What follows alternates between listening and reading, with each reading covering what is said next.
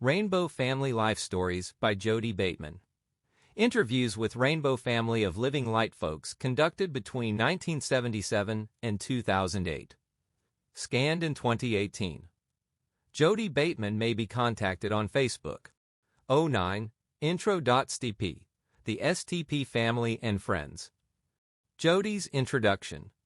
The STP family were the classical street people at the height of the late 60s early 70s youth upheaval and are one of the streams that flowed into Rainbow, particularly the Shanty Sena/security camp family. Trying to describe the rise and decline of STP is like trying to reconstruct an event that happened centuries ago from the spoken traditions of a few descendants. But in this case, the traditions are of something that came into existence since I did 4 years of college. They were told to me by people still in their 20s, as having been passed on to them from people a few years older than themselves. So what is offered here as a commentary on the life stories has an uncertain quality and is open to correction. STP came from Up Against the Wall. Motherfuckers, a group of anarchists who began hanging out in a loft on the Lower East Side of New York City sometime before June 1967, when I first saw them at the National Convention of SDS, Students for a Democratic Society, in Ann Arbor. The motherfuckers were recognized as an SDS chapter at the December 1967 SDS National Council in Bloomington, Indiana. Once they passed a resolution that SDS should talk less and drink more, they hung out/helped out at the Liberty Outlet House, a place that sold crafts made by black people in Mississippi. Liberty House was run by Abby Hoffman, who had been a civil rights worker in Mississippi. In May 1968, John of the Motherfuckers and others of that family went to the hills near Boulder, Colorado, where several thousand young people had gathered. As Barry Plunker, who was there, says, it was the first hippie gathering, but with no organized and no written announcements. Many people were not too sure of why they were there, but many of them had heard a rumor that the asteroid Icarus was about to crash into California and sink it into the sea, and Colorado would be a safer place. Another rumor says that the Icarus rumor was spread by merchants in Haight-Ashbury to get rid of the broke hippies who were thronging the sidewalks in front of their stores. Anyway, this spontaneous 1968 gathering seems to have been where Barry got the idea to have the 1972 Rainbow Gathering in Colorado. John and the other motherfuckers stayed in the University of Colorado fringe community in Boulder after the sudden gathering in May. John got the name STP John. He made the powerful hallucinogen STP, named not for the lubricant, but for Sagittarius, Taurus, and Pisces, the signs of John and his close associates, Bishop and Little Brother, Pound. John and the other motherfuckers traveled back and forth between Boulder and New York. They dealt marijuana, LSD, and STP. The motherfuckers were fiercely opposed to death drugs, any speed, downers, and opiates, especially to heroin. The younger brother of Dick Motherfucker had died of a heroin overdose.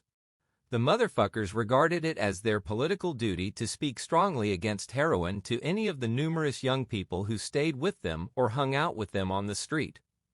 Sometime around October 1969, the motherfuckers plastered copies of a poster called Off Our Backs on walls around New York City. Some excerpts from the text of the poster follow. Smack, speed, and downs are a few of the weapons used to keep us down. To keep us down, they keep us apart. As long as we think it's just one person having a bummer, there's no solution. Alone we have no alternative. The man picks us off one by one. But together we can begin to fight back. There used to be a lot of gangs in New York. These gangs were bought with dope and money. In Chicago they still have a lot of gangs, black, Latin, and white. These gangs fought with each other a lot. At the same time, the pig was vamping on them. The Black Panther Party led the way by showing us who the real enemy was, that fighting among ourselves was making the man's work easier, 'cause all of us, black, brown, yellow, and white, have a common enemy who can be defeated if we struggle together. Getting together means defending our brothers and sisters from the pig. It means telling the dude that pushes junk by cutting grass with other stuff that he's siding with the pig. If he doesn't understand that, we got to deal with that too. Those of us that are strong got to stop more of us from getting into the heavy drug scene. That's why being together is important, because it shows an example to others around us. Cause gangs in Chicago are getting political in the same way the Panthers are. These gangs, which were social clubs, are now beginning to relate to the political needs of their communities. This messed up society is the reason many brothers and sisters are into smack and speed. Smack and speed are a good head compared to the ordinary reality of our daily lives.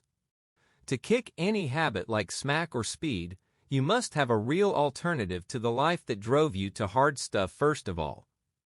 A lot of us are digging on the fact that revolution shows the way to end a lot of shit and misery. That working with our brothers and sisters in a revolutionary way, so each of us have a stake in a new society, makes our lives more meaningful, and is better than being strung out. STP, Stop the Pig, /Serve the People. Apparently around this time, STP John and others took some guns into the apartment of a heroin dealer and forced him to flush his heroin down the toilet. Probably a contract was put out on them and they scattered, some to Boulder, some to Austin, and some to New Mexico. STP John was killed in Boulder. The young people who were affected by the motherfuckers seem to have included only a few native New York gang kids.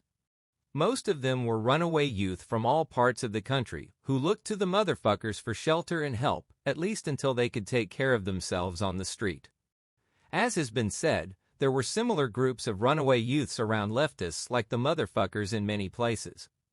This particular bunch of young people took on a group life of its own as the STP Family. They provided one another with shared supplies and protection from enemies, and aid in dope dealings, begging and stealing. Traveling bands of STP people attracted new riders, who attracted more new riders. Once the motherfuckers scattered, the left-wing consciousness they had hoped to develop in these young people tended to die down or disappear.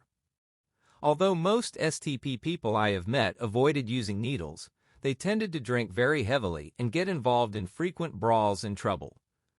A large portion of early STP family were dead or in prison or in hiding by 1975. Most of the rest of them saw that they couldn't continue their way of life much longer and made attempts to settle down. Rainbow has been one of the places STP people have come to as part of a process of settling down, if not geographically, since many Rainbow people are always on the move, at least a more stable lifestyle while in motion. My impression is that most testers I have known are from working-class backgrounds and often from very unstable home lives. They usually went on the road between ages 15 and 18. Most of them seem deep down to have rather conventional beliefs, like raunchy Ron's feeling that a woman should be a virgin when she marries, although he acknowledges the unlikeliness of finding such a woman. Several steppers have met a black woman stepper A. Most of their life stories show people who are making attempts at stable jobs and home lives. There are more unemployed and part-time employed young people on the road than ever, but STP as such is no longer there as a model for their behavior. Brothers and sisters at the gatherings who are either STP or influenced by STP have tended to give up practices that most people found objectionable, such as various money-raising scams. The road people who come to the gatherings in larger and larger numbers seem to be among those who are most devoted to the values of the gathering. These values include the independence and dignity that are characteristic of STP people, but also a strong sense of responsibility to the gathering that STP people in the past often didn't feel.